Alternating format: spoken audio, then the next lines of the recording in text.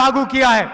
ఏ కులంలో ఎంతమంది ఉన్నారు, మీ బలం ఏంటి, మీకు ఎన్ని డబ్బులు రావాలి, మీకు ఏం చేయాలి అనే దానికోసం జాతీయ కుల గణన అనేటువంటి పథకాన్ని తీసుకొచ్చి భారతదేశంలో తెలంగాణలో ఉన్నటువంటి ప్రతి జాతి యొక్క బలాన్ని తెలియజేసే పని కూడా తెలియజేస్తా ఉన్నామని తెలియజేస్తా ఉన్నాం।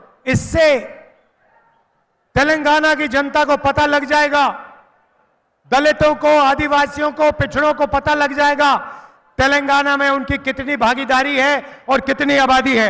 దీంతోనే దళితులకు, బీదలకు, బడుగులకు, బీసీలకు, ఆదివాసీలకు మీ శక్తి ఎంత, ప్రభుత్వంలో మీ వాటా ఎంత అనేది కూడా తెలుసుకోవచ్చు అని తెలియజేస్తా ఉన్నాం। और यही काम दिल्ली की सरकार आने के एकदम बाद हम करने जा रहे हैं। ఇదే పని, ఇదే పథకం ఢిల్లీలో కాంగ్రెస్ పార్టీ రాగానే అక్కడ కూడా చేస్తామని తెలియజేస్తా ఉన్నాము। और हम पता लगाएंगे कि इस देश के धन में कितना धन दलितों के हाथ में है, कितना आदिवासियों के हाथ में है, कितना पिछड़े वर्ग के हाथ में है। ఈ దేశంలో ఎంతమంది ఆదివాసీలు ఉన్నారు, ఎంతమంది బీసీ బిడ్డలు ఉన్నారు, ఎంతమంది ఎస్సీ ఎస్టీలు ఉన్నారు, మైనారిటీలు ఉన్నారు అనే విషయం తెలిసిన తర్వాత మీ భాగస్వామ్యం ఈ ప్రభుత్వంలో ఎంతుంటే అంతకు తగ్గట్టు మీకు వాటా వచ్చే విధంగా ప్రయత్నం చేసేటువంటి కుల గణనను తీసుకువస్తామని తెలియజేస్తా ఉన్నాము। छोटा सा उदाहरण देता हूं, हिंदुस्तान में सबसे बड़े मुद्दे महंगाई, बेरोजगारी, मगर मीडिया कभी इन चीजों के बारे में नहीं बोलती। భారతదేశంలో అతి పెద్ద సమస్యలు నిరుద్యోగం, ధరల పెరుగుదల, కానీ ఈ విషయాలను మన మీడియా సోదరులు పట్టించుకోరు అనే విషయాన్ని తెలియజేస్తా ఉన్నాం। क्योंकि मीडिया में ना एक पिछड़ा है, ना एक दलित है, ना एक आदिवासी है।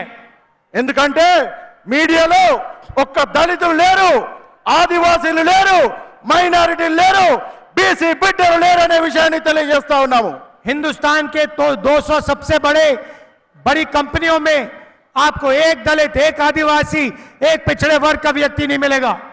మీకు ఈ మీడియాకు సంబంధించినటువంటి పెద్ద పెద్ద కంపెనీల్లో ఒక్క బీసీ బిడ్డ కానీ, దళిత బిడ్డ కానీ, ఆదివాసీ బిడ్డ కానీ పెద్ద పెద్ద ఉద్యోగాలలో ఉండరు కాబట్టి ఉండరు అని తెలియజేస్తా ఉన్నాము।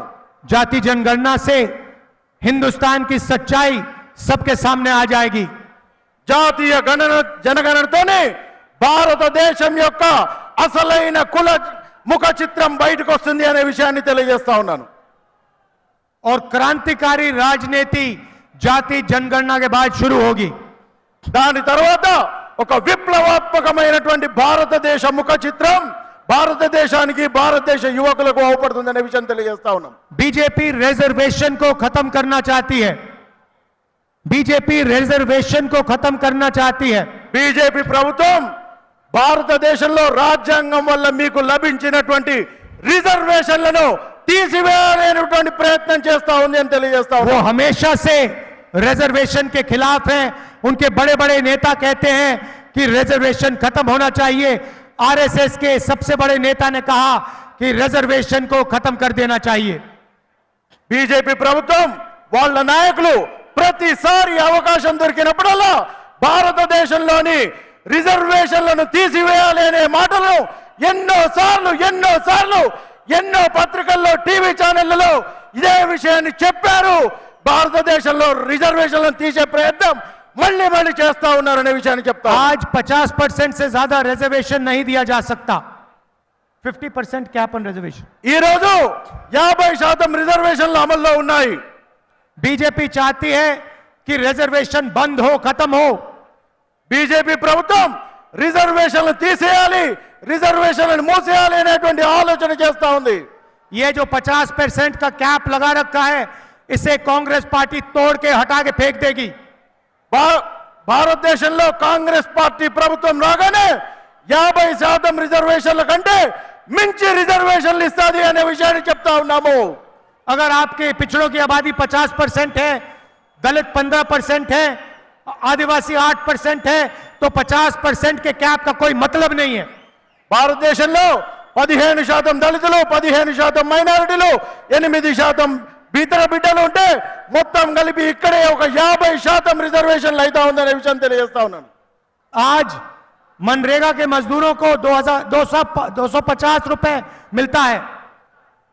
मनरेगा 250 रुपए मनरेगा को मिलता है। मनरेगा కార్మికులకు అంటే ఉపాధి హామీ కూలీలకు ప్రతిరోజు 250 రూపాయలు మాత్రమే వస్తా ఉంది అనే విషయాన్ని తెలియజేస్తాం. हमारी सरकार आएगी तो उसे हम 400 रुपए कर देंगे। మన ప్రభుత్వం రాగానే భారతదేశంలో కాంగ్రెస్ పార్టీ ప్రభుత్వం రాగానే ఉపాధి హామీ కూలీలకు 400 రూపాయలు ఇస్తామని చెప్తా ఉన్నాము.